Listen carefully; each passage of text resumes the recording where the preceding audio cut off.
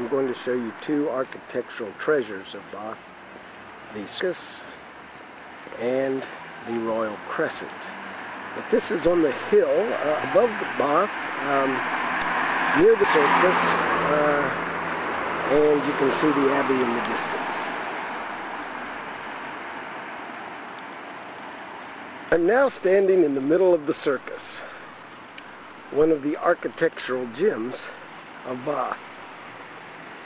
Now, I may not be in the exact middle.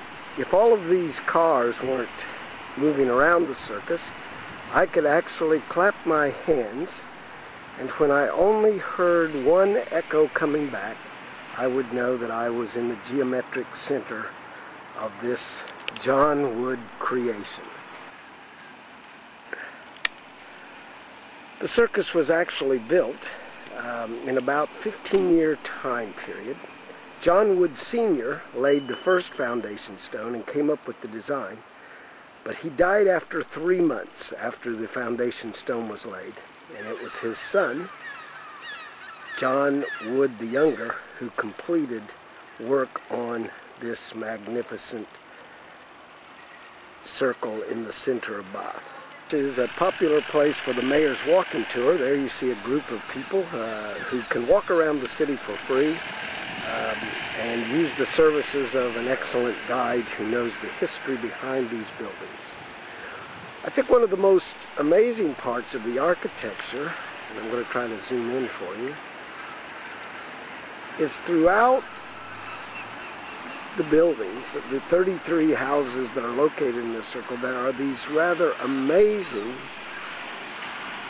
symbols, a wide variety of symbols that go all the way around the Circus and symbolize many different things. Some of them we don't even know what they were put in there for, but they are something that creates even more fascination than just the circular architecture.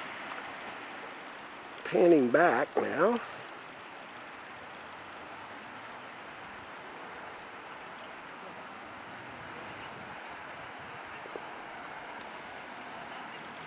the Circus is 98 meters from north to south, which I guess, since it's a perfect circle, would mean that it is also 98 meters from east to west, the diameter. As you can see, it is only a residential area, and of course, as you can suspect, it is quite pricey to live here. And of course, it is not just tourists who walk to this place.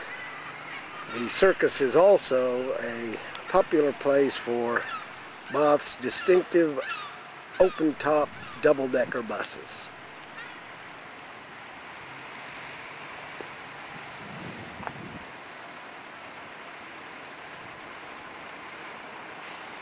And this bus is turning on its way to the Royal Crescent, which is our next destination. Victoria Park, we have John Wood's next major architectural undertaking, the Royal Crescent. There are many crescents in Bath, but this is perhaps the most famous because it has been the residence of many of Bath's wealthiest citizens and is also in the center, the home of the Royal Crescent Hotel, which is the priciest hotel in Bath and is often the place that celebrities stay when they come into town for various things. Royal Crescent Hotel was constructed, began in 1767 and was finished just 1 year before the American Revolutionary War began. There are 114 ionic columns in the construction of the building, and if I turn around here, you can see that it actually lies right next to Victoria Park, which is the most beautiful and largest park in Bath. And you can see that tonight there's going to be a concert here, and some people, surely they're not already here for the concert, but there are people already gathered on this large field, which is just outside of the main grounds of the Royal Crescent Hotel. That wall that you see, I'll close in on a bit, is known as a ha-ha.